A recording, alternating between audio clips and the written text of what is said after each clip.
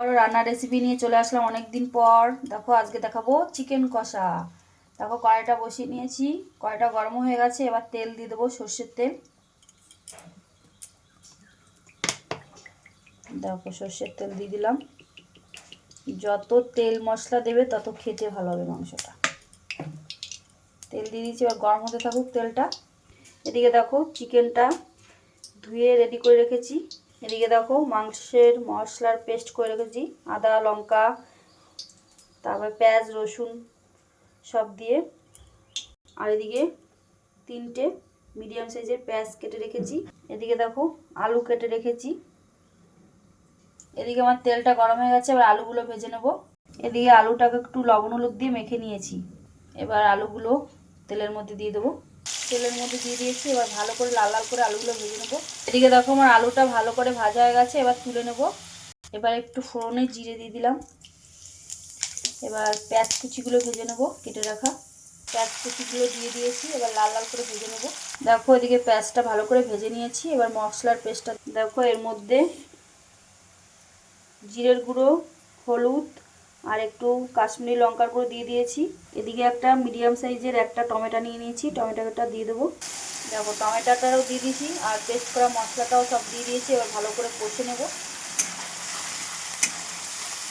হালকা একটু চিনি দিয়ে দেবো। চিনিটা প্রথমে দিতে ভুলে গেছিলাম, এবার এখন দিয়ে দেবো। দেখো চিনিটা দিয়ে দিয়েছি, এবার ভালো করে কষে নেব। একটু লবণও দিয়ে দেবো, আগে অল্প একটু দিয়েছিলাম, আর একটু দিয়ে দিলাম লবণ। ভালো করে কষে নেব। যত কষানো হবে তত খেতে ভালো লাগে, যাতে কাঁচা গন্ধটা না বেরোয় সেভাবে কষাতে হবে। এদিকে আমার মশলাটা ভালোভাবে কষানো গেছে, দেখো তেলও ছেড়ে গেছে। এবার মাংসগুলো দিয়ে দেবো।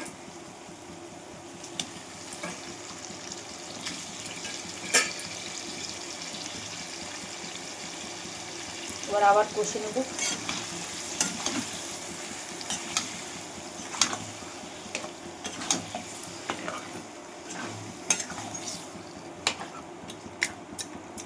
ভালো করে কষানো হতে থাকুক, পরে আবার দেখাচ্ছি তোমাদের। মাংসটা কষে নিয়েছি, এবার আলুগুলো দিয়ে দেবো। আর দুটো একটা দেখো রসুনের কোয়াও দিয়ে দিয়েছিলাম মাংসের মধ্যে। আলুগুলো দিয়ে দিচ্ছি, এবার আর একটু কষে নেবো আলুগুলো দিয়ে। আর একটু ভালো করে কষে নিয়ে তারপরে জল দিয়ে দেবো। দেখো তেল কীভাবে বেরোচ্ছে, অনেকটা তেল দিয়েছি তো, তেল না দিলে ভালো লাগে না মাংস খেতে। এদিকে দেখো গরম জল করে রেখেছি। এদিকে দেখো কষানো হয়ে গেছে, এবার গরম জল দিয়ে দেবো।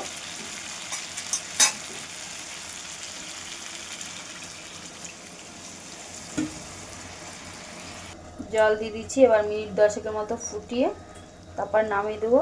তারপর তোমাদের দেখাবো। দেখো এদিকে আমার চিকেনটা হয়ে গেছে, এবার একটু গরম মশলা দিয়ে দিলাম।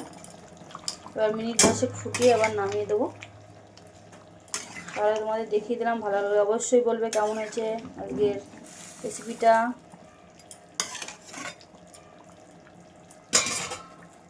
এবার নামিয়ে দেবো, হয়ে গেছে। দেখো নামিয়ে দিয়েছি, কালারটা কত সুন্দর এসেছে দেখেছো। তাহলে তোমাদের দেখিয়ে দিলাম আজকের রেসিপি। ভালো লাগলে অবশ্যই লাইক কমেন্ট করে সাবস্ক্রাইব করবে।